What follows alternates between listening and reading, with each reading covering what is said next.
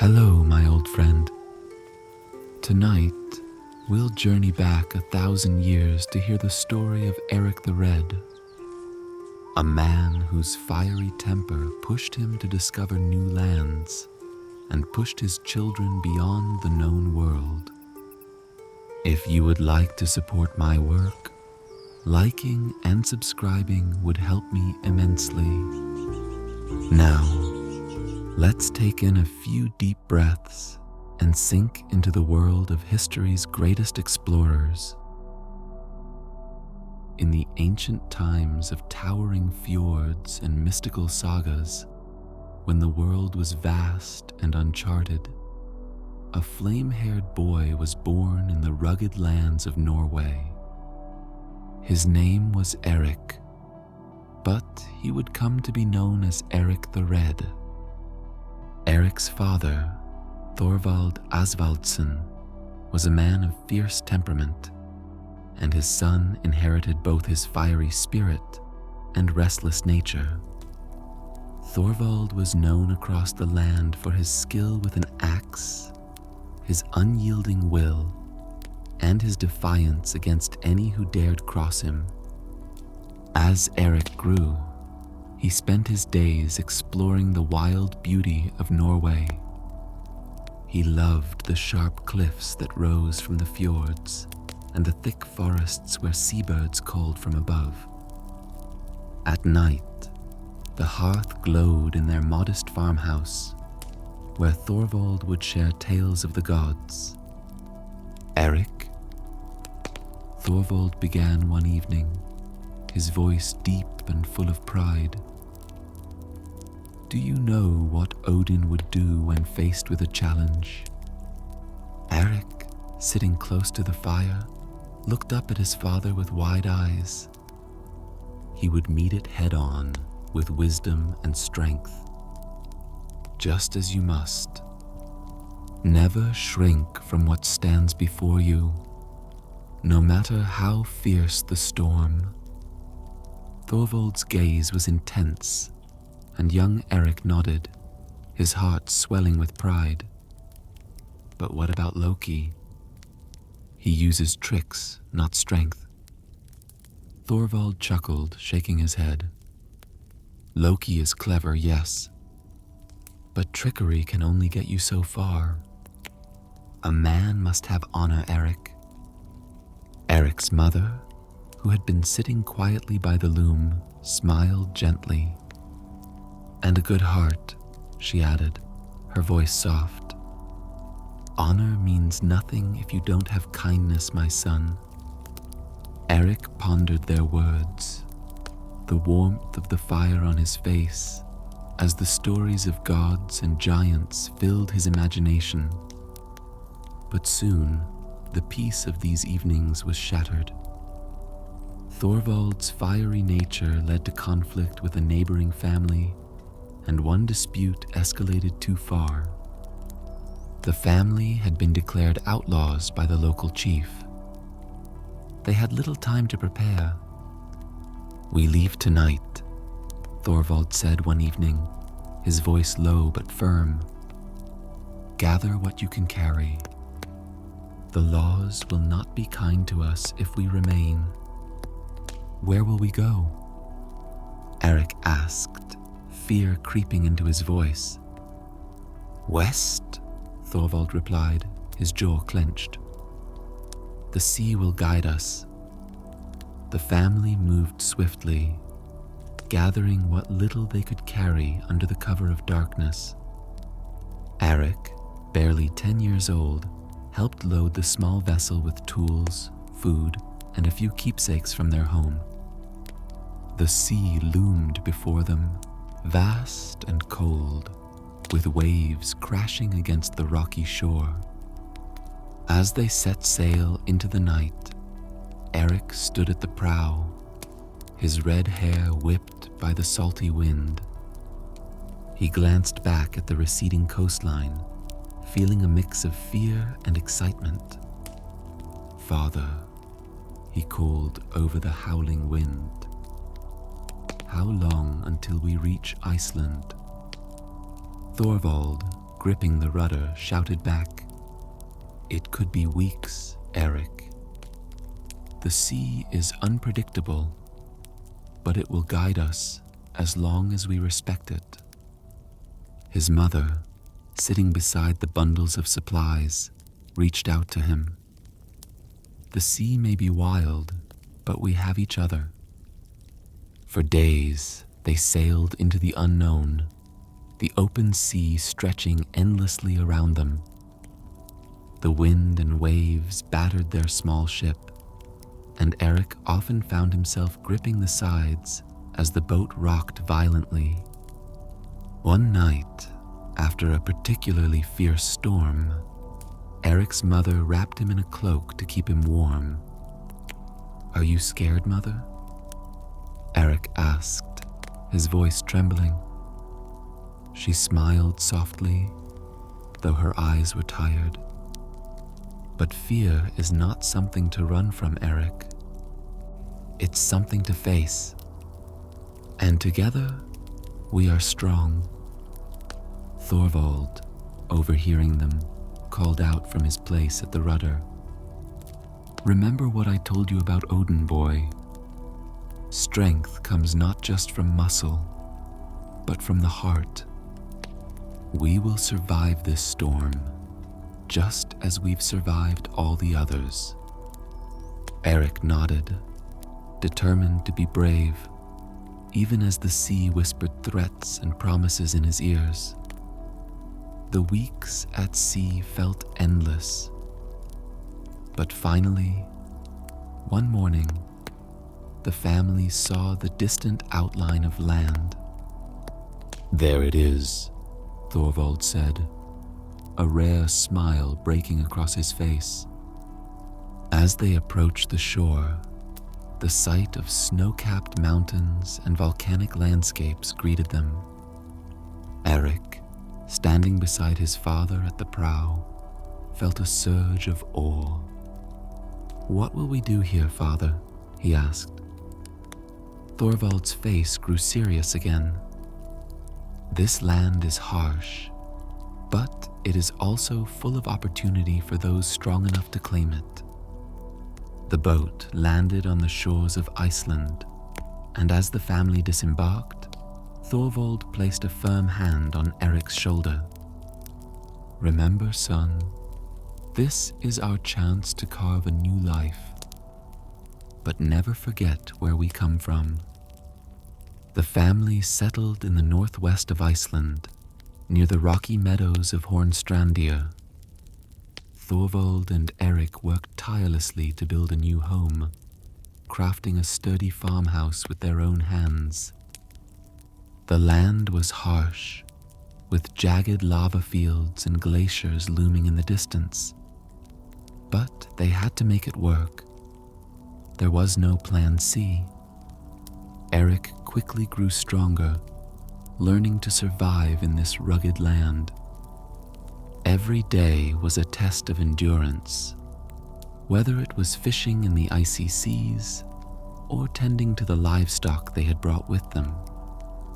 The cold bit into their bones, but it sharpened their resolve.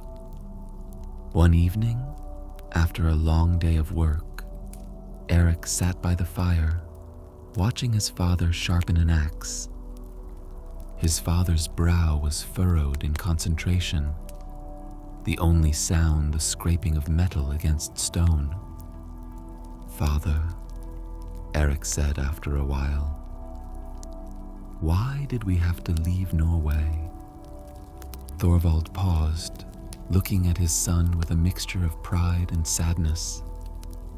"Because, Erik, in Norway, our path was blocked. People there, they didn't understand us. Here, we make our own fate. This land, it answers to no one.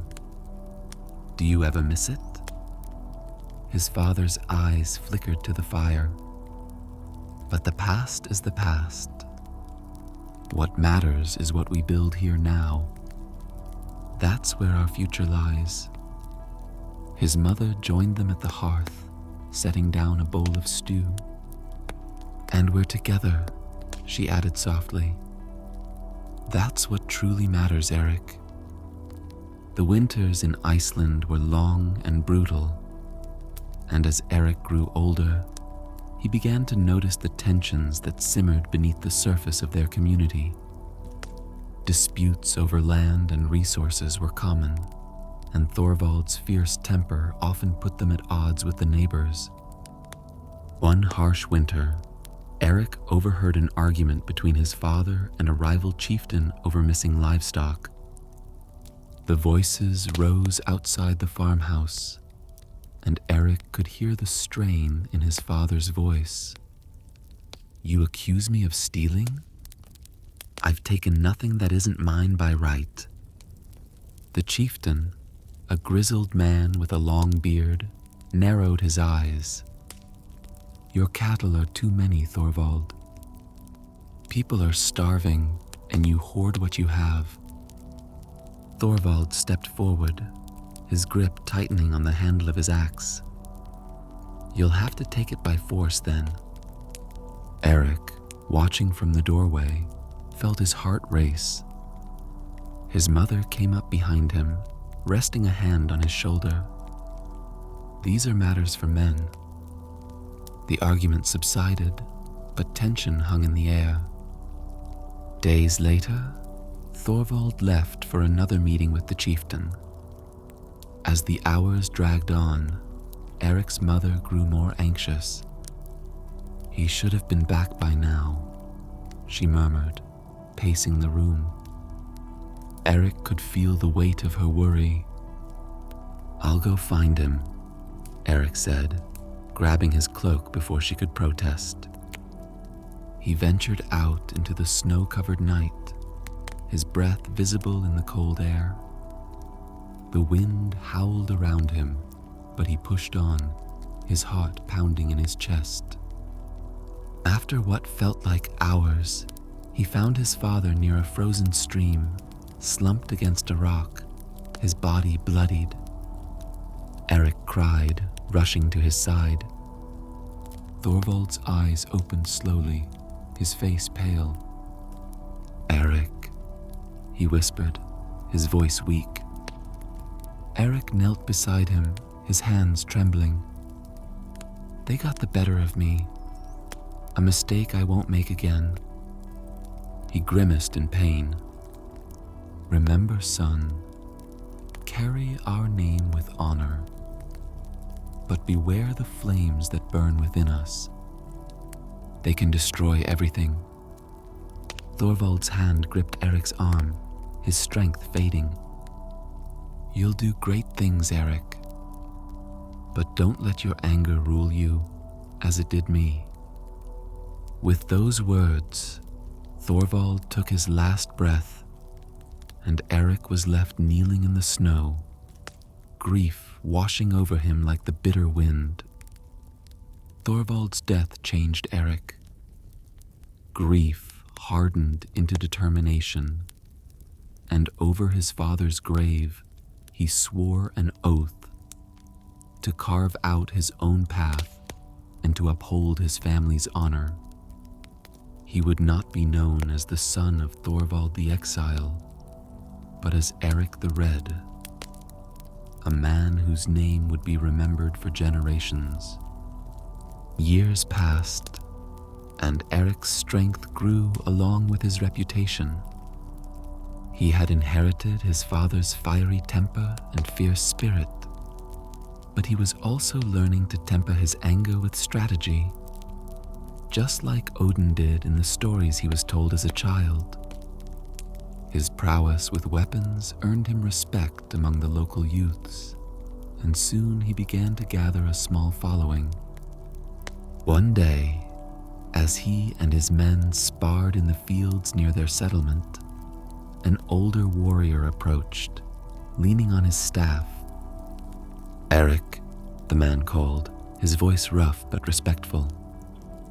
Erik paused, wiping the sweat from his brow, and stepped forward. "What is it, Asgeir?" "The chieftain has heard of you," Asgeir said. "He wants to meet." He's impressed by what you've built here. And why would he care? Perhaps he sees potential in you. Perhaps he sees a threat. Either way, I'll meet him. Tonight, at the Midsummer Festival, Asgeir replied. He'll be there with his daughter, Theodild Jorunnsdottir. Erik raised an eyebrow. He had heard of Theodild, the daughter of a respected chieftain, known for her beauty and sharp mind. Many suitors had tried to win her favor, but none had succeeded. I'll be there, Erik said, his mind already turning over the possibilities. That evening, under the glow of the bonfires, the festival was in full swing. Drums echoed through the valley, and the air was thick with the scent of roasted mutton and the sound of laughter. Erik strode through the crowd, his red hair catching the light of the flames, drawing glances from those who recognized him. As he approached the chieftain's gathering, his eyes fell on Theodhild. She stood tall, her raven black hair cascading over her shoulders, her bright eyes scanning the crowd with a calm confidence. Their eyes met, and for a brief moment, the noise of the festival seemed to fade away. Erik the Red, Theodild said with a slight smile as he approached. I've heard much about you. Erik nodded, a small grin forming. I'm sure you have, but only half of it is true. She tilted her head, intrigued. And which half should I believe? The part that says I don't back down from a challenge, Erik replied smoothly. She laughed, a sound that was both warm and sharp. We'll see if that's true. As they spoke, Theodild's father, Jorundur Ulfsson, approached. He was a tall man, his presence commanding respect. He extended a hand to Erik. You've made a name for yourself, Erik, Jorundur said. And I hear you've kept it so far. I have, and I intend to keep it longer, Erik replied, shaking the chieftain's hand. Jorundur studied him for a moment before nodding. I respect a man who knows his worth. My daughter speaks highly of you, though she's only just met you. Theodild glanced at Erik with a smile. There's something about him, father. Erik felt a rush of pride, but kept his composure. I've heard of your strength, Jorundur, and I hope to prove myself worthy of your respect, and perhaps more. Jorundur raised an eyebrow but smiled. We'll see about that, Erik the Red. The night is young, and there's much to discuss. As the evening wore on, Erik and Theodild spoke long into the night, sharing stories of their pasts, their dreams, and the future they both sought. Under the stars, they found a connection. Two kindred spirits, drawn together by a need to carve out their own destinies. The days following the Midsummer Festival were filled with anticipation. Erik, now captivated by Theodild's intelligence and strength, sought her hand in marriage. But, as tradition dictated, he had to approach her father formally for permission. Erik prepared himself for the meeting, knowing it was not just about love, but also about uniting two powerful families. One morning, Erik stood outside Jorundur's hall, adjusting his cloak. Asgeir, standing beside him, chuckled. Nervous, Erik? He asked, grinning. Erik shot him a look. No more than when I go into battle. But this is important. Asgeir clapped him on the shoulder, Then speak boldly, as you always do."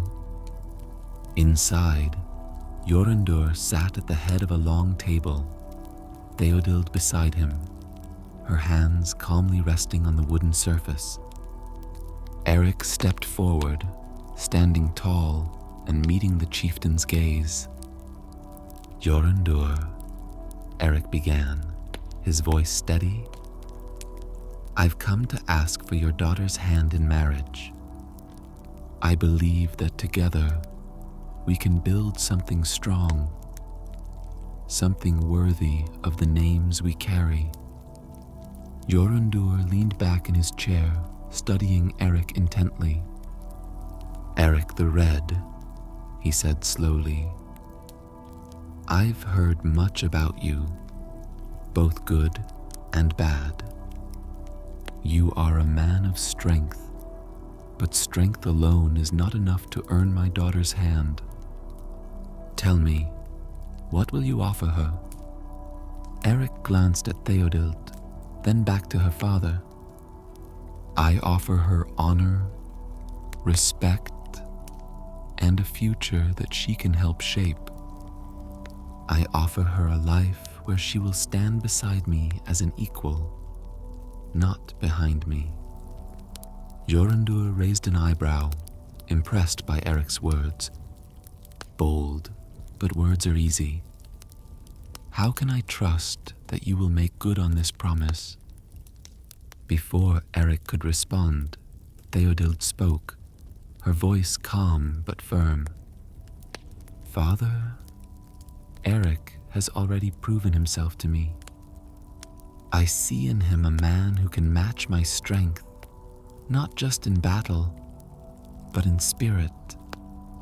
Her father looked between them, a long silence hanging in the air. "So be it," Jorundur said. "Erik, you have my blessing. But remember, marriage is not just about power or alliances. It is about trust and respect. If you fail my daughter in these things, you will answer to me. I will honor her always, as I will honor this union." With the chieftain's blessing, plans for the wedding moved quickly. The union between Erik and Theodild was not just a marriage, but a joining of two powerful families. The wedding was to be a grand celebration, with guests coming from all corners of Iceland. On the day of the ceremony, the air was filled with excitement. Bonfires were lit, and the sounds of drums and laughter echoed through the valley. Erik stood by the altar, dressed in his finest tunic, his red hair catching the light of the flames. His heart raced with a mix of excitement and anticipation. As Theodild approached, her raven hair flowing freely down her back, Erik couldn't help but admire her strength and grace. She carried herself like a queen, her eyes never wavering as she met his gaze. "You look beautiful," Erik whispered as she reached his side. "And you look ready for battle," Theodild teased with a smile. "I suppose marriage is a kind of battle," Erik replied, his grin widening. The ceremony was simple but powerful. Vows were exchanged, and hands were bound together with a ceremonial cloth, symbolizing the union of their fates. As they stood before their families and clans, Erik couldn't help but feel a sense of destiny in the air. After the ceremony, the celebrations began in full. Music, food, and drink flowed freely, and the night was filled with laughter and joy. Erik and Theodild sat at the head of the feast, watching as their families and clans mingled, united in celebration. Jorundur raised a cup to Erik. "Welcome to the family, Erik the Red," he said, his voice booming. May your union be strong, and may you both lead with wisdom and courage." Erik lifted his own cup, smiling at Theodild. Life for Erik and Theodild after their marriage was prosperous. Together, they built a farmstead in Haukadalr, known as Eiriksstadir, and soon had 4 children: Freydis, their strong-willed daughter; Leif, full of curiosity and adventure; Thorvald, steadfast and loyal; and Thorstein, thoughtful and wise. The family thrived, and Erik's reputation grew throughout Iceland, but his fiery temper remained just beneath the surface. One day, as Erik and Theodild sat by the hearth, discussing the day's work, a commotion erupted outside. One of Erik's thralls burst through the door, panting. "Master Erik," the thrall gasped. "There's been trouble at the neighbor's farm. A landslide. Our cattle knocked over the stones and buried part of Valthiof's house. That fool Eyjolf will accuse me of this, no doubt." Theodild looked at her husband, concern crossing her face. "Erik, you must go calmly. Eyjolf has always been quick to anger." Erik snatched his axe from its place on the wall. "Do you think Eyjolf the Foul cares for calm explanations? He'll blame me before I say a word." Theodild reached out and caught his arm. "You've been in enough trouble before. Don't make things worse." Erik hesitated, looking into his wife's eyes. Her calm strength had always balanced his own fire. "I'll go, but if Eyjolf raises his hand to me, I trust you'll know what to do," Theodild said, her voice steady. Erik mounted his horse and rode quickly to Eyjolf's farm. As he arrived, he saw the damage. Half of the house was buried under rocks and debris. Valthiof stood nearby, his face red with anger, while Eyjolf the Foul sneered at the sight of Erik's approach. "So, Erik the Red finally shows his face," Eyjolf growled. "You've caused enough trouble, Erik." Erik dismounted, keeping his hand on the hilt of his axe. "It was an accident, Eyjolf. My thralls didn't mean for the cattle to break the stones." "Accident or not," Eyjolf spat, stepping forward. "Your men caused the damage, and they'll pay for it, with their lives. You'll touch no one under my roof, Eyjolf." "We'll see about that." Without warning, Eyjolf struck down one of Erik's men who had been standing nearby. The thrall fell lifeless to the ground, and the crowd of onlookers gasped. Something snapped inside Erik. His restraint, already hanging by a thread, vanished. "You'll regret this," Erik roared, drawing his axe.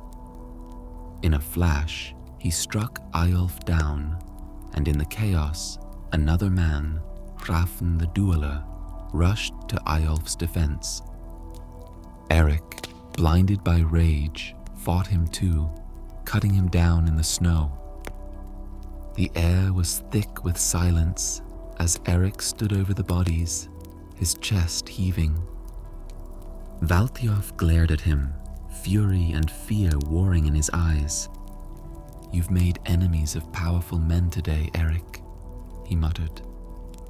Erik wiped the blood from his axe. The killings reignited old feuds, and it wasn't long before the local thing, the Council of Chieftains, called for Erik's exile. It was not the first time he had faced such a fate, but this time it felt different. He had a family now, and the weight of his actions weighed heavily on him as he prepared to leave Haukadalr. Like his father so many years ago, as Erik packed his things in the dim light of the hearth, Theodild sat beside him, silent. "I've done it again, haven't I?" Erik said, his voice low. "I've let my temper get the better of me." Theodild reached out, taking his hand. "You are who you are, Erik. But this exile doesn't have to be the end." Erik looked at her, confused. "And what do you see as the beginning?" "There are whispers," Theodild said, her voice calm and measured. "Of lands beyond the west. A place they call Greenland. A place untouched. A place where we could start again. That's only a rumor, a land of ice and rock. We'd be trading one exile for another. Or," Theodild said, "it could be an opportunity. A place where we could live without the shadow of old feuds." Erik stared into the flames, considering her words. "I believe in you, Erik," Theodild said softly. "Wherever we go, we will build something new." The decision was made. Erik would leave, not just to avoid the feud, but to find a new land where his name would no longer be burdened by the mistakes of his past. The preparations for Erik's exile were swift. With Theodild's support and the loyalty of a few trusted friends, Erik gathered what supplies they could carry. They were banished for 3 years, time enough to find this fabled land and carve out a future free from the weight of old grudges. One evening, as Erik and Theodild packed the last of their belongings, their children gathered around them, confused by the sudden change. "Where are we going, Father?" Leif, the eldest, asked, his young face filled with concern. Erik knelt before him, placing a firm hand on his shoulder. "To a new land, Leif. A place where we can be free of the past." Freydis, their fierce daughter, crossed her arms, her face set in defiance. "Why do we have to leave? This is our home." Erik looked at her, his expression softening. "Sometimes, Freydis, even the strongest must leave behind what they've built to find something better. Remember, even mighty Odin is a wanderer." Theodild, standing beside him, smiled at her children. "We will build something even greater where we are going." The children were still uncertain, but Erik's resolve was unshakable. He stood, his gaze turning toward the sea. "We leave at dawn." The next morning, under a sky heavy with clouds, Erik and his family set sail. The winds were strong, and the sea was cold and vast. But Erik's mind was focused on the horizon. The rumors of Greenland had called to him like a whisper in the night. A land untouched, where he could build a new life without the shadows of old enemies. As the days turned into weeks, the voyage grew more treacherous. Storms battered their ship, and more than once, the crew feared they would not survive. But Erik stood firm at the helm, his eyes always on the horizon. One particularly harsh night, as the wind howled and waves crashed against the ship, Theodild approached Erik, her face pale from the cold. "Are we doing the right thing?" she asked, her voice barely audible above the roar of the storm. Erik's grip on the rudder tightened, but he turned to her, his eyes fierce. We have no other choice, Theodild. This is our path now." She nodded, though worry flickered in her eyes. Erik pulled her closer, shielding her from the cold wind. "I know we will." The storms raged on, testing their resolve. But after what seemed like an eternity at sea, the clouds began to break.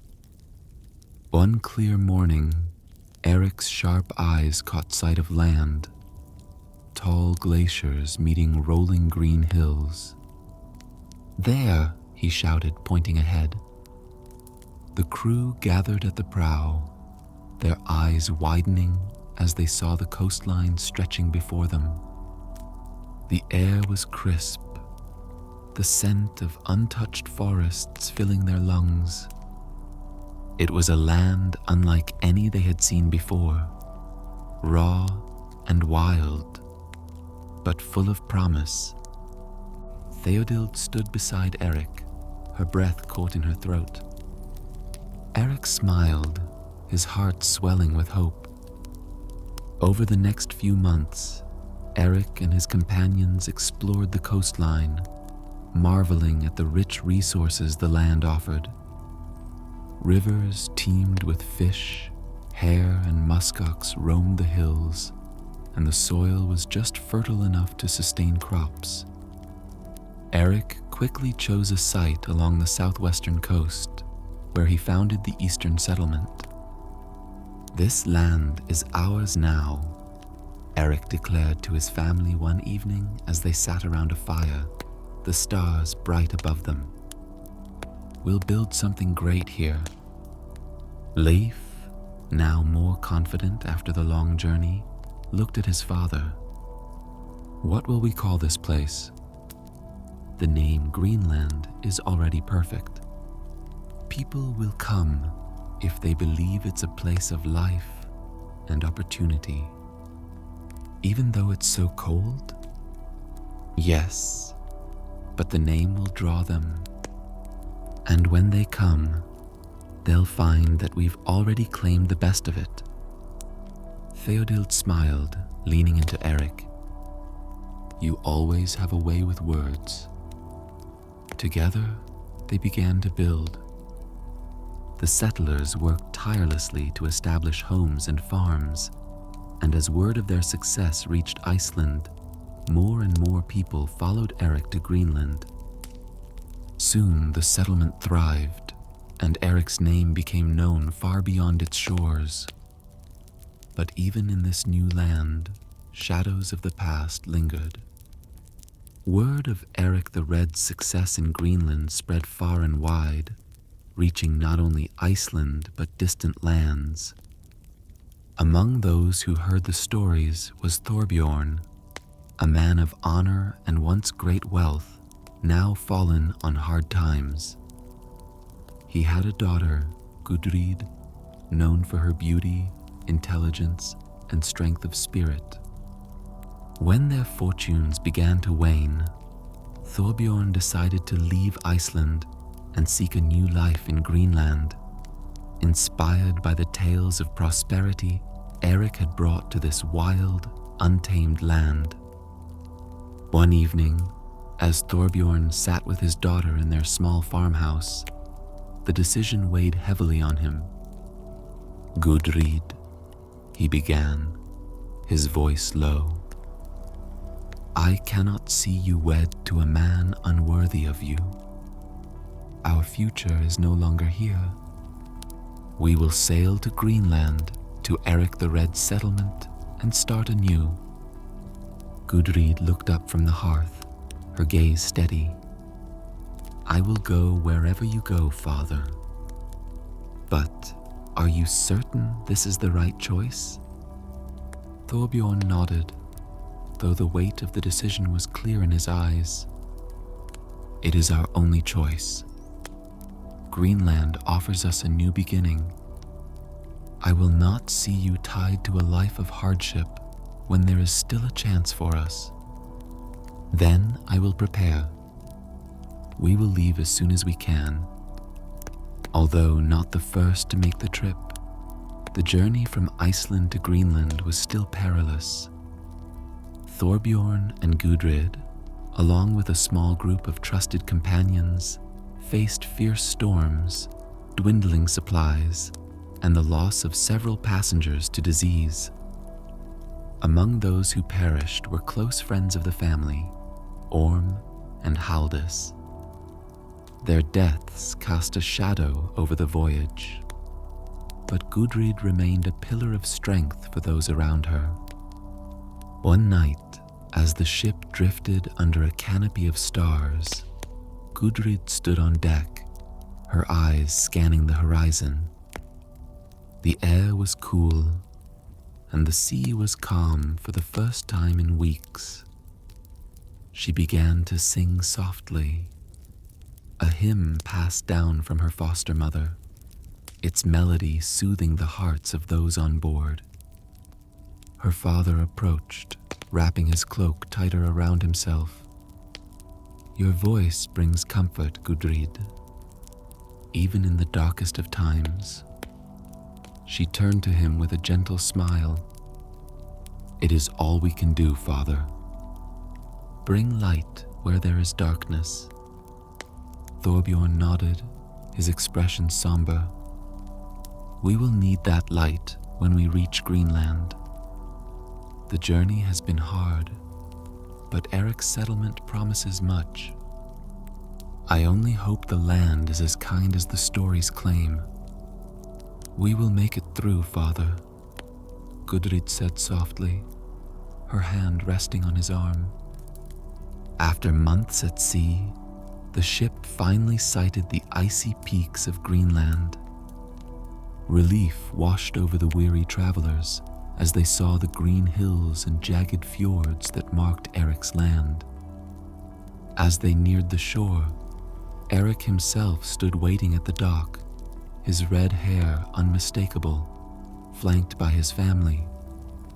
Erik greeted them warmly as they disembarked, his booming voice cutting through the cold air. "Thorbjorn, it's been a long journey, but I hope you'll find the land worth it." Thorbjorn clasped Erik's hand. "We've heard much of your success here, Erik. I only hope we can build a life as prosperous as yours." "You will," Erik said confidently. "There is plenty of land and opportunity here for those with the will to work it." Erik's gaze shifted to Gudrid, who stood beside her father, her face calm and poised despite the long voyage. "And who is this?" "This is my daughter, Gudrid," Thorbjorn said proudly. Erik's eyes gleamed with interest. "Ah, I've heard of her. Gudrid the Wise, they say. You are most welcome here. I am eager to contribute to the community." Beside Erik, Theodild, who had been watching the exchange, stepped forward and extended her hand to Gudrid. "Come, you must be tired. Let us show you to your quarters. We have prepared food and a place for you to rest." "That is most kind of you, Theodild. I look forward to getting to know you." As Theodild led Gudrid away, Erik turned back to Thorbjorn. "She has a strength about her, that one. She'll do well here. She is her mother's daughter in that way." Life in Greenland was not easy, but it was rewarding. Gudrid quickly became an integral part of the community, admired for her skills in weaving, healing, and her calm leadership during difficult times. She spent her days working alongside Theodild, learning the ways of the settlement, and her nights speaking with her father about their future. One evening, as they sat by the fire in Erik's grand hall, Erik spoke to Gudrid and Thorbjorn about the challenges of life in Greenland. The winters are harsh, and the land demands hard work, But it's nothing we cannot handle. We've built something great here, and yet the land feels untouched, as if there is more to explore beyond what we see. Erik's eyes glinted with excitement. Ah, you have the spirit of an explorer, Gudrid. There are always new lands to find. My son Leif has spoken of a land to the west. Vinland, he calls it. A place of abundance. Leif claims it is. Perhaps one day you will see it for yourself. The thought lingered in Gudrid's mind long after the fire had died down. As Gudrid settled into life in Greenland, her skills and wisdom quickly became well known throughout the community. She had become close to Erik's family, and it was through them that she met Thorstein, Erik's youngest son. Thorstein was thoughtful and calm, a stark contrast to his father's fiery nature. But there was a deep strength in him that Gudrid admired. One evening, as the sun set over the fjords, casting long shadows over the land, Thorstein approached Gudrid as she worked outside her family's quarters, weaving a cloth for the coming winter. "You have a way with your hands," Thorstein said, smiling as he stood nearby. "I've seen your work. None can match its beauty." Gudrid looked up, smiling warmly. "It's a skill my mother taught me. But I find more beauty in the land here, in its wildness and potential." Thorstein sat beside her, his gaze drifting to the mountains. "There's something about this place that makes you feel as though anything is possible. Even after all that's happened, I can't imagine being anywhere else." Gudrid studied him for a moment, sensing a deeper thought behind his words. "You've been through much here, haven't you?" Thorstein nodded, his expression somber. "This land has tested us. My father, he's built something remarkable, but it came at a cost. He never speaks of it, but I know it weighs on him." Gudrid's hands paused in their work. "Your father is a strong man, but even the strongest carry burdens." Thorstein smiled, a quiet gratitude in his eyes. "And what about you, Gudrid? What burdens do you carry?" Gudrid looked down at the cloth in her hands. "I think of the past often, the people we lost on the journey here, the decisions we've had to make. But I also think about the future, what we can build together. This land is far bigger than Iceland, and we are the first to settle it.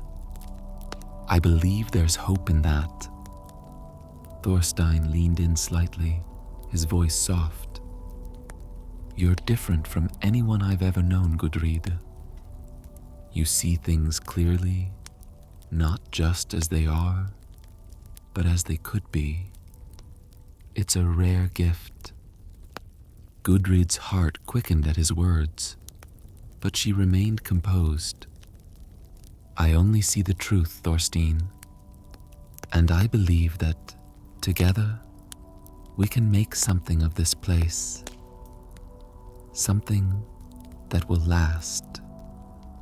Their eyes met, and for a moment, there was an unspoken understanding between them, a bond that had been forming slowly, but now seemed undeniable. Over the following months, Thorstein and Gudrid grew closer, their bond deepening with each conversation and shared moment. They spoke often about the future of the settlement, about their dreams and the challenges that lay ahead. It wasn't long before their affection blossomed into love. One evening, during a gathering in Erik's hall, Thorstein stood before his family and the other settlers, his voice steady but full of emotion. "I have something I wish to say," Thorstein began, glancing briefly at Gudrid, who sat beside Theodild. "Gudrid and we've come to realize that our paths are meant to be walked together. I wish to ask for her hand in marriage."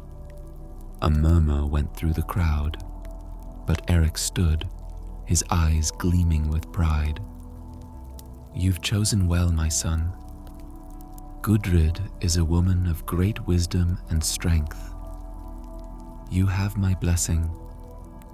Theodild smiled warmly, her hands clasped in her lap. "It is clear that you are well suited for one another. May your union bring peace and prosperity to us all." Gudrid stood, her heart filled with joy. "I will gladly walk this path with you, Thorstein," she said softly, meeting his gaze. "Together, we will build a future worthy of this land." The room erupted in celebration, and for that night, the hall was filled with music and laughter. The wedding was planned quickly, and when the day came, it was a grand affair, uniting the two families in a way that seemed destined from the start. As Gudrid and Thorstein exchanged their vows under the watchful eyes of their family and friends, the future seemed bright, their hearts full of hope for the life they would build together. The celebrations of Gudrid and Thorstein's wedding had barely settled when Leif Erikson, always restless and eager for adventure, found his thoughts returning to the stories he had heard about lands far to the west. While life in Iceland was steady, Leif had always felt a pull towards the unknown, a drive to explore beyond the familiar fjords and meadows. One evening, as the family gathered around the hearth, Leif brought up the tales he had heard from Bjarni Herjolfsson, a sailor who had once been blown off course and sighted strange, lush lands to the west. The firelight flickered against the walls, casting shadows that danced with each rise and fall of the flames. "I've been thinking about Bjarni's stories," Leif said, breaking the comfortable silence that had settled over the room. Erik, Thorstein, Gudrid, and Theodild looked up, curious about what Leif would say next. "Bjarni saw something," Leif continued, his voice filled with conviction. "A land far greener and richer than anything we've seen in Iceland or Greenland. He called it Vinland. I believe it's real, and I want to see it for myself." Erik frowned, leaning back in his chair. Bjarni was a good sailor, but he's no explorer. He didn't set foot on that land. It's one thing to see a coastline from afar, and another to brave its shores. Leif nodded, understanding his father's skepticism but undeterred. "That's exactly why I need to go. To do what Bjarni didn't. To land on those shores, explore the land, and bring back proof of its existence. This could be an opportunity for all of us." Thorstein, who had been quietly listening, spoke up. "It sounds like a great adventure, but it's dangerous, Leif. Those waters are uncharted, and the journey will be long." Gudrid looked at Leif, seeing the same fire of adventure that had drawn her to Thorstein. "If anyone can do it, it's you, Leif. But you need to be careful. The sea has no mercy." Leif smiled, appreciating the concern of his family. I know the risks, but I've been preparing for this. I've gathered a strong crew, and we have a good ship. Theodhild, always the calm voice of reason, placed a hand on Leif's arm. Then may the gods watch over you, Leif. Bring back stories that we can tell for generations. Leif wasted no time gathering supplies and selecting his crew.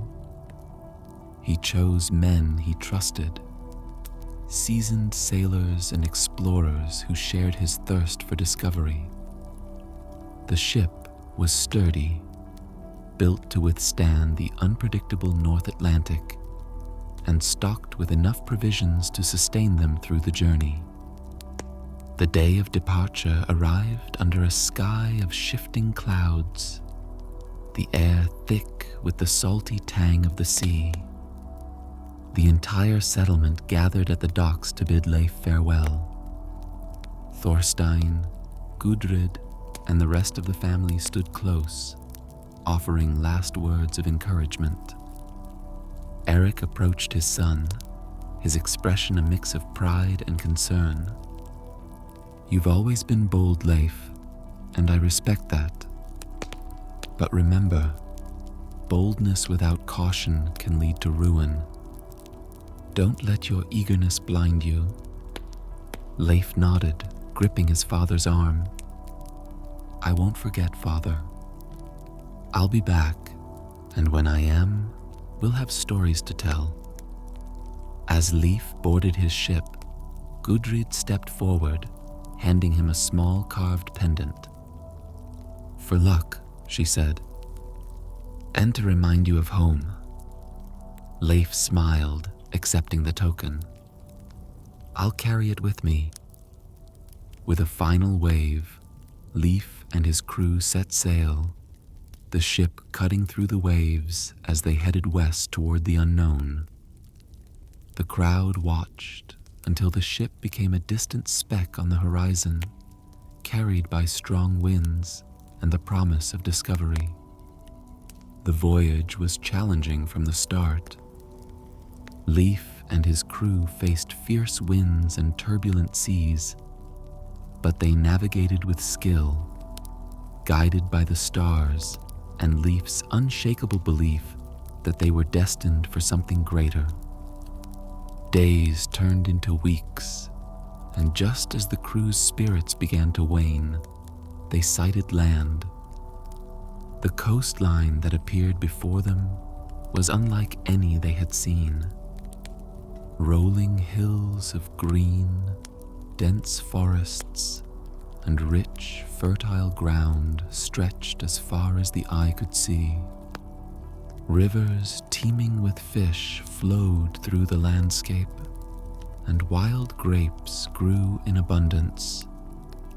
It was indeed a land of plenty. Leif stood at the prow, his eyes wide with wonder. "We found it," he whispered, awe coloring his voice. The crew disembarked, setting foot on the rich soil. Leif and his men explored cautiously, marveling at the resources the land offered. There were vast meadows, trees perfect for building, and game plentiful enough to sustain a large settlement.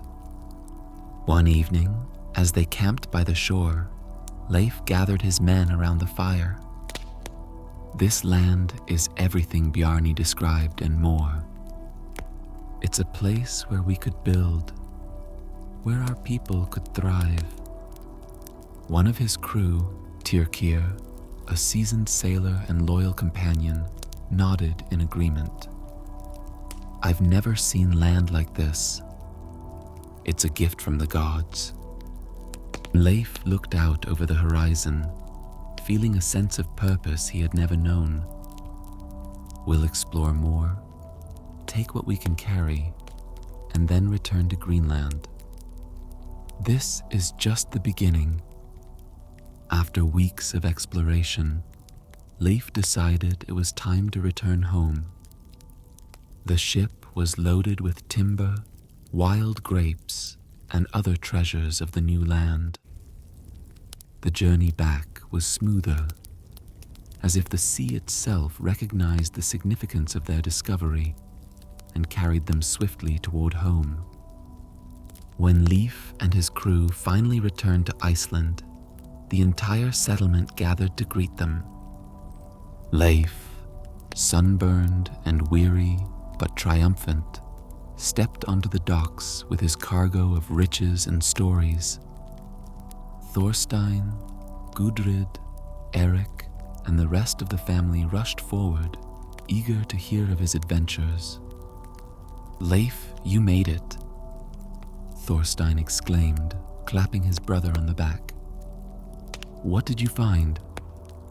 Leif smiled, his eyes bright with excitement. "We found it, Thorstein. It's more than I could have ever imagined. A land of forests, game, and fertile soil. A place where we can build a future." Erik nodded, visibly moved by his son's achievement. "You've done what many have only dreamed of, Leif. You've made us proud." Gudrid listened intently, her mind racing with the possibilities. "What's it like?" she asked. Leif spent the evening recounting his journey, his voice filled with the thrill of discovery. The tales of Vinland captured the imaginations of everyone in the room, planting seeds of adventure in the hearts of the settlers. As the night wore on, the talk turned to the future. Vinland was no longer a distant dream, but a tangible reality, one that could offer hope and prosperity to those willing to take the risk. Thorstein, inspired by his brother's courage, leaned over to Gudrid and whispered, "Perhaps there's a place for us in this new land as well." Gudrid nodded, the spark of adventure flickering in her eyes. Leif's triumphant return from Vinland sparked a wave of excitement and ambition among the Norse settlers in Iceland.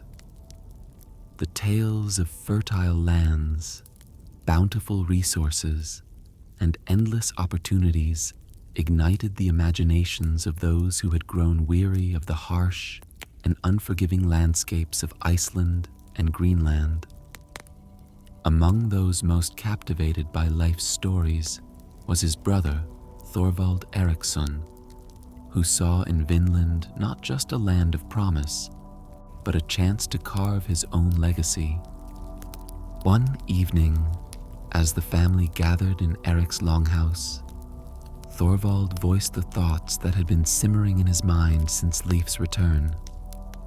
"Leif, your journey was just the beginning," Thorvald said, leaning forward with intensity. "Vinland is there, waiting for us. But we can't just explore it. We need to claim it, settle it properly. That land could be ours, a new home."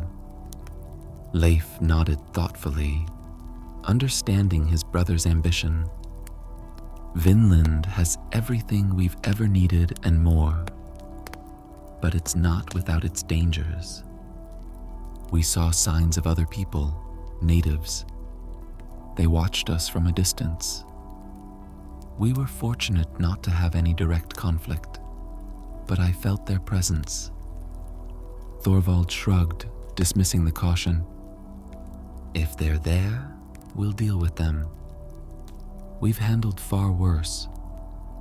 I want to go back, Leif, and this time, I'll take men to explore further. We'll see what's really out there and claim it for our family." Erik listened in silence, his expression grave.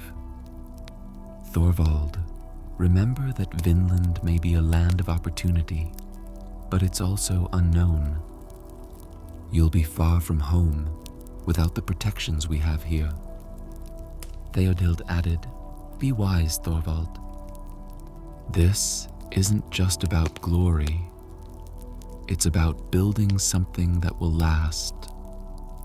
Thorvald met his mother's gaze, his determination unwavering. And I'm prepared to do what's necessary. I won't take this lightly. Gudrid, sitting beside Thorstein, felt a pang of concern. She knew Thorvald's confidence and boldness, but she also sensed the risks that lay ahead. Just be careful, Thorvald. Vinland might be beautiful, but it's also untamed. Thorvald smiled at Gudrid, appreciating her words. And when I return, we'll have a new story to tell. Thorvald quickly set about organizing his expedition, drawing from the most experienced and loyal men in the settlement. They loaded their ship with supplies, tools, and enough provisions to sustain them for months in the wild lands of Vinland. Thorvald's excitement was palpable, and he was eager to follow in his brother's footsteps and see Vinland for himself. The journey across the Atlantic was long and arduous, but Thorvald's crew was determined, spurred on by the promise of rich lands and new opportunities. After weeks at sea, they finally sighted the familiar green shores of Vinland. The sight of the rolling hills and dense forests filled Thorvald with a sense of pride and purpose. "This is it," Thorvald said as they anchored near the shore. "The land that will be ours." The crew disembarked and set up camp, exploring the surrounding areas much like Leif had done before them. They found wild grapes, lush meadows, and rivers filled with fish. Everything Leif had described, and more. Thorvald led his men deeper into the territory, eager to map out the land and secure it for future settlement. One day, as they ventured along the coast, Thorvald stood at the edge of a beautiful bay. He turned to his men, his eyes gleaming with excitement. "This will be our main settlement. It's protected, close to resources, and offers a perfect view of the sea. We'll call it Kjalarnes." The men cheered, inspired by Thorvald's vision. They spent the next few weeks fortifying their camp, preparing to claim the land as their own. Thorvald's leadership was strong, and his men admired his unwavering confidence. However, the presence of the natives, which Leif had sensed, soon became more apparent. The settlers found signs of their activity. Small huts made of wood and animal skins, fishing nets, and tools. They knew they were not alone. One fateful afternoon, as Thorvald and his men explored the shoreline, they stumbled upon several native canoes pulled ashore. The natives were nearby, quietly observing the Norsemen from the cover of the trees. Thorvald ordered his men to approach cautiously, hoping to assert their presence without causing alarm. The natives, Skraelings, as the Norse called them, stood their ground, their faces expressionless but wary. Thorvald raised his hand in what he hoped was a gesture of peace. "We come in peace," Thorvald called, his voice firm but non-threatening. "We seek to explore this land, nothing more." The natives exchanged glances, their language a series of unfamiliar sounds. One of them, who seemed to be a leader, stepped forward, mimicking Thorvald's gesture, but remaining guarded. For a brief moment, it seemed like a tentative understanding might be reached. But the atmosphere was tense, and one of Thorvald's men, overcome by nerves, moved too quickly, reaching for his weapon. The natives, startled, reacted defensively. A skirmish erupted, and in the chaos, arrows flew. Thorvald, trying to command his men to hold back, was caught in the crossfire. An arrow struck him in the side, piercing his armor. He staggered back, his face contorting in pain. "Thorvald," one of his men shouted, rushing to his side. Thorvald gritted his teeth, his hand clutching the arrow. "We need to retreat to the ship." The crew, panicked but determined, managed to fend off the natives long enough to reach the shore and retreat to their boat. Thorvald was carried aboard, his condition rapidly deteriorating. As the ship sailed away from the shores of Vinland, the men gathered around their wounded leader. Thorvald's breathing was shallow, and blood stained his tunic. Despite the pain, he remained composed, his thoughts turning to his family back in Iceland. One of his closest companions, Bjorn, knelt beside him, his voice thick with emotion. "We'll get you back to Greenland. We can still save you." Thorvald shook his head, a weak smile crossing his lips. "This wound, it's fatal." He looked up at the sky, his eyes softening. "I thought I could make this place ours. But Vinland, it's not ready for us, or we are not ready for it. Bury me here in this land. Let me rest in the place I tried to claim." The crew, heartbroken, did as Thorvald asked. They carried him to shore and buried him beneath a small hill overlooking the bay. Thorvald's final resting place was marked with a simple cross made from local wood, a quiet testament to his bravery and ambition. Before departing, Bjorn placed a hand on the freshly turned earth, his voice filled with sorrow. "We'll tell your story, Thorvald. And one day, maybe others will come and finish what you started." The ship set sail for Greenland, carrying the news of Thorvald's death back to his family, a loss that would weigh heavily on all who knew him. When the crew returned to Iceland, they were met with anticipation and dread. Thorstein, Gudrid, Erik, and the rest of the settlement gathered to hear the news, their hearts heavy with unspoken fears. Bjorn stepped forward, his face drawn and weary.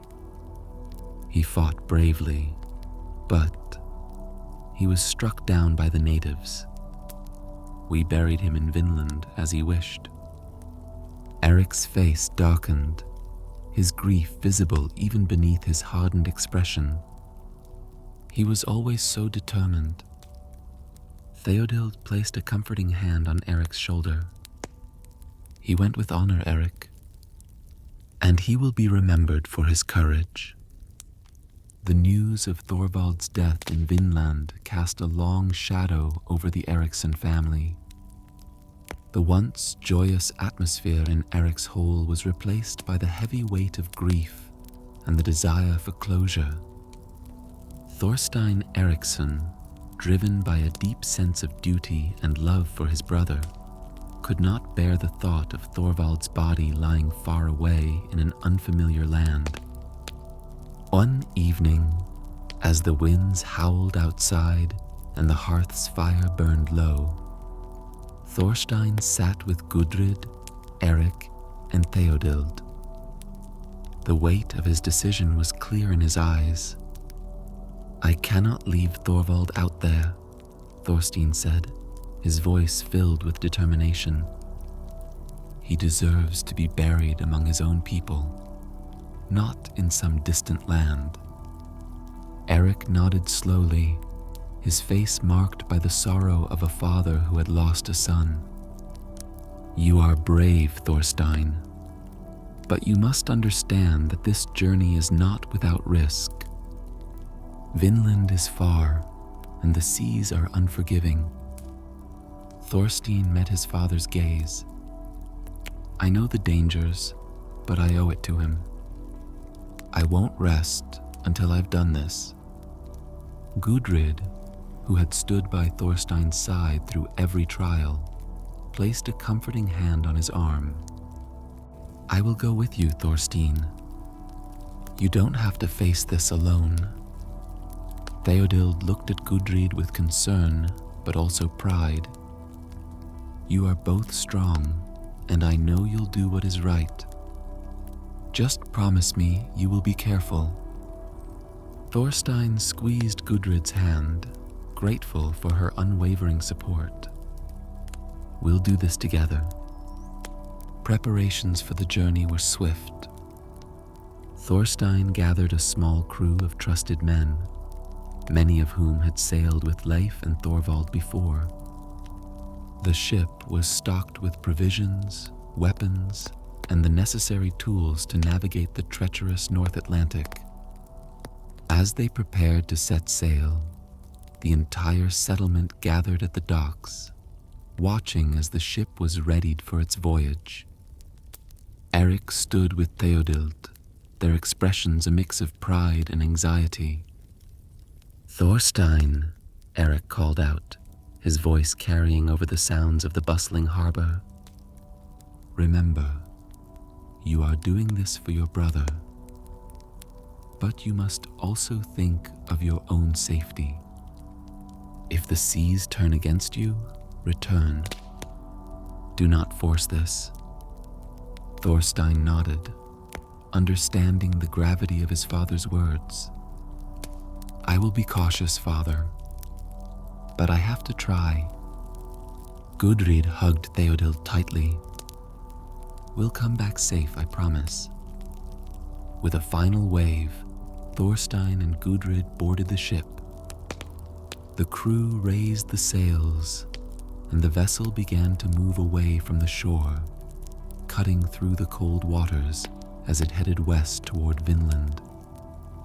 The journey ahead was filled with uncertainty, but Thorstein and Gudrid were resolute, driven by love and loyalty.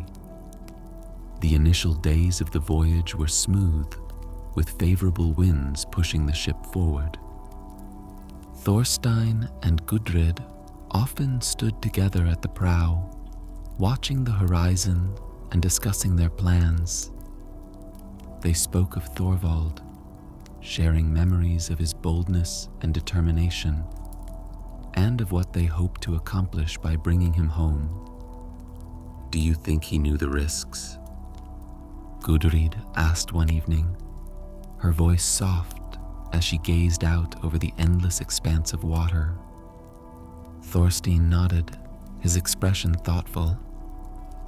Thorvald always knew the risks. He was never one to shy away from a challenge. But I think he believed he could make it work, that he could build something in Vinland. Gudrid squeezed his hand.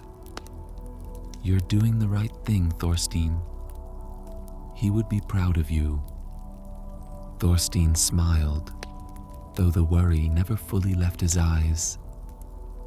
I just want to give him the peace he deserves. However, as the ship pressed further into the open sea, the weather began to turn. Dark clouds gathered on the horizon, and the winds grew stronger, howling like restless spirits. The crew, seasoned though they were, felt a sense of unease as the sea became more turbulent. One night, a fierce storm descended upon them. The ship was tossed about like a leaf in the wind, waves crashing over the deck as the crew fought to keep control. Thunder rumbled overhead, and lightning split the sky, illuminating the chaos in brief, blinding flashes. Thorstein and Gudrid clung to each other, the icy spray stinging their faces. Thorstein shouted commands to his men, his voice barely audible over the roar of the storm. "Steer us to calmer waters," Thorstein bellowed, trying to maintain some semblance of control. Gudrid gripped the railing, her knuckles white. "We have to hold on, Thorstein. We can't let the sea take us." But the storm showed no mercy. Hours passed in a relentless barrage of wind and water, and the ship was pushed further off course with each passing wave. The men worked tirelessly, their bodies aching from the strain, but it became clear that reaching Vinland was no longer an option. They had lost their bearings, and the currents were dragging them away from their intended path. Exhausted and battered, the crew made the difficult decision to turn back. Thorstein, though devastated by the setback, knew that they could not push forward in such treacherous conditions. "We'll return to Greenland," Thorstein told his men, his voice heavy with defeat. "We can't risk the lives of everyone on this ship." After days of fighting against the winds and waves, the ship finally made landfall, not in the familiar waters of their home settlement, but in Lysufjord, part of the western settlement of Greenland. It was a bleak, rocky coastline, far from the comforts of home. Weary and bruised, the crew disembarked, grateful to be on solid ground. The settlers of Lysufjord welcomed Thorstein, Gudrid, and their men, offering shelter and food. The western settlement was smaller and more isolated, but its inhabitants were hardy and generous, accustomed to the harsh realities of Greenland's unforgiving winters. Thorstein and Gudrid took refuge with a family who opened their doors to the weary travelers. The winter was setting in quickly, and it was clear that they would have to wait until the ice cleared before they could attempt the journey home. As the days grew shorter and the temperatures plummeted, the settlers in Lysufjord banded together, sharing resources and providing support to one another. Gudrid and Thorstein tried to make the best of their situation, helping with daily tasks and settling into the rhythms of the settlement. However, as the long winter nights set in, a new challenge emerged. An epidemic swept through the settlement. It began slowly, with just a few people complaining of chills and fever. But soon, it spread rapidly, affecting nearly every household. The illness was relentless, claiming the old, the young, and even the strongest among them. Thorstein was one of the first to fall ill. What began as a mild cough soon worsened, and within days he was bedridden, his strength ebbing away. Gudrid stayed by his side, tending to him with what little knowledge she had of healing, but it was clear that the sickness was beyond her abilities. Thorstein's breathing became labored, his skin pale and clammy. Gudrid sat beside him, her heart aching as she watched the man she loved struggle against the illness that had taken so many others. "Thorstein," Gudrid whispered, holding his hand tightly. "You have to fight this. You've been through so much already. Don't give up now." Thorstein's eyes fluttered open, and he managed a weak smile. "I wanted to bring him back. I wanted to make this right." "You did everything you could," Gudrid said, tears welling in her eyes. "You're the bravest man I've ever known. You've honored Thorvald, and you've honored us all." Thorstein's grip tightened momentarily, but his strength was fading. Promise me you'll keep going. Don't let this stop you." Gudrid nodded, her voice breaking.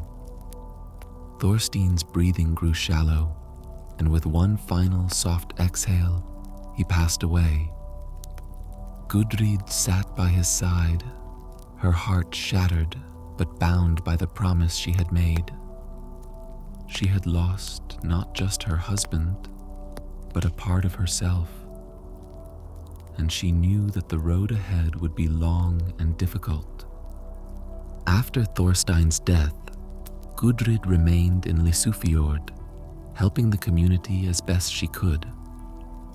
She found some solace in the small Christian church that had been built by Theodild, a quiet place where she could grieve, pray, and reflect on all that had happened. Days turned into weeks, and Gudrid continued to honor her promise to Thorstein. Though her heart was heavy with loss, she found strength in her faith and the resilience that had carried her through every trial. She knew that her journey was far from over, and that she would have to find her own way forward, even without Thorstein by her side. After the long, grueling winter in Lysufjord and the devastating loss of her husband, Gudrid found herself adrift.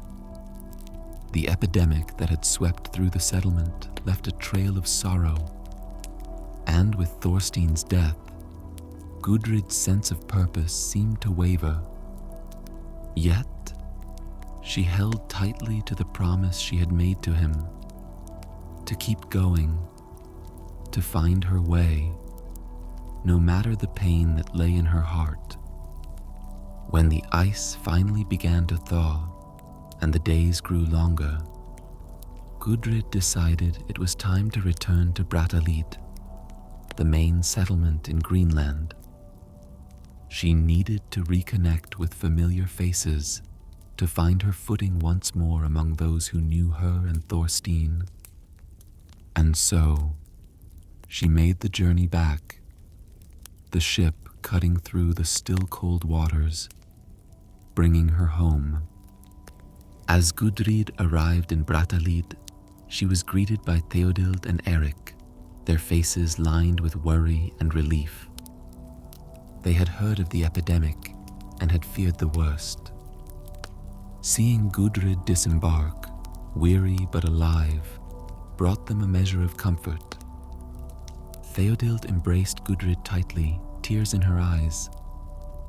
"We thought we had lost you too," she whispered. "I am so sorry, Gudrid. Thorstein was a good man." Gudrid nodded, holding back her own tears. "I miss him every day." Erik, ever the stoic, placed a hand on Gudrid's shoulder. "Thorstein was brave, like his brother. He would want you to find peace, Gudrid. You've been through so much." The warmth and kindness of Erik and Theodild were a balm to Gudrid's grieving heart. She stayed with them, helping with daily tasks around the settlement. But the weight of her loss hung heavy. Each day, Gudrid would walk to the small church that Theodild had built, the first church in Greenland, a modest but sacred space that had become a center for the growing Christian community. Gudrid found solace there, sitting quietly among the simple wooden benches, surrounded by the faint scent of burning tallow candles. It was here that she could let her guard down, to pray, to cry, and to seek guidance. One afternoon, as Gudrid sat in silent contemplation, Theodild joined her. The older woman had always been a steady presence, balancing her Christian faith with the old Norse traditions that still lingered in Erik's hall. "You've been coming here every day," Theodhild observed gently. "I can see that you are searching for something, Gudrid." Gudrid looked up, her eyes tired but filled with quiet resolve. "I feel so lost. Without Thorstein, without all that I thought we would build together, I don't know what's next." Theodhild nodded, understanding all too well the burden of grief. "You've always had a strong spirit, Gudrid. And sometimes, in our darkest moments, we find a new path. It may not be what we envisioned, but it can still be meaningful." Gudrid considered her words, the seeds of an idea beginning to take root in her mind. "I need to do something, to find peace somehow. I think I need time alone, away from everything." Inspired by her growing faith and the need to reconnect with her own sense of purpose, Gudrid made a bold decision. She sought out a small, secluded dwelling near the edge of Brattahlid, not far from the church. It was a modest, single-room hut built of stone and turf, nestled against a rocky hillside overlooking the sea. It was a place where Gudrid could live quietly, spending her days in prayer, reflection, and solitude. Theodhild supported her decision, providing Gudrid with the basics she needed to live comfortably: a simple bed, a small hearth, and enough provisions to see her through the months ahead. "This is a place where you can heal," Theodhild said, as they arranged the few belongings Gudrid had brought with her. "A place to listen to your heart and find the path that's meant for you." Gudrid nodded, feeling a sense of calm wash over her as she looked around the small, humble space. "I think this is what I need." In her new home, Gudrid embraced the quiet rhythms of a life removed from the bustle of the settlement. She spent her mornings in prayer, often walking to the nearby cliffs to watch the sunrise over the sea. The natural beauty of the landscape, the endless sky, and the sound of the waves crashing against the rocks became a source of comfort. Gudrid also took solace in the simple acts of daily living, fetching water from a nearby stream, tending a small garden she planted with hardy herbs, and keeping the fire lit during the long, cold nights. It was a life of simplicity, but one that allowed her to reconnect with herself and her faith. Occasionally, Gudrid would visit the church in Brattahlid, joining Theodhild and the small but growing Christian community for prayers and gatherings. These moments of fellowship reminded Gudrid that while she had chosen a path of solitude, she was never truly alone. One evening, as she sat by the fire in her hut, Gudrid thought of Thorstein and the promise she had made to keep going. She knew that her life would never be the same, but she also understood that there was strength in embracing change, in finding peace within herself. Gudrid began to write, recording her thoughts and experiences on pieces of parchment she had been given. She wrote of her journey to Vinland, the trials she had faced, and the lessons she had learned. Her writings became a testament to her resilience, a way to process her grief and make sense of the world. As the seasons passed, Gudrid's quiet life of reflection and prayer brought her a deeper sense of peace. She became known as a wise woman, a healer of the spirit, and a beacon of strength to those who sought her counsel. People from Brattahlid would sometimes come to her for advice, comforted by her calm presence and the wisdom she had gained through her experiences. Though Gudrid chose a path of solitude, her impact on the community was profound. Her story of love, loss, exploration, and faith became a source of inspiration to those around her. She had faced the darkest moments of her life and found a way to move forward, not by conquering new lands or seeking glory, but by turning inward and discovering the power of her own spirit. In the years that followed, Gudrid continued to live simply, dedicating herself to her faith and her writings. She remained connected to the people of Brattahlid, offering guidance when needed, but always returning to her quiet refuge by the sea. When Gudrid finally passed away, she was remembered not just as the widow of Thorstein Erikson or the woman who had journeyed to Vinland, but as a figure of strength and quiet resilience. Her writings were preserved by those who knew her, and her legacy lived on in the hearts of the community. Gudrid's story, marked by loss and hardship, was also one of hope and redemption.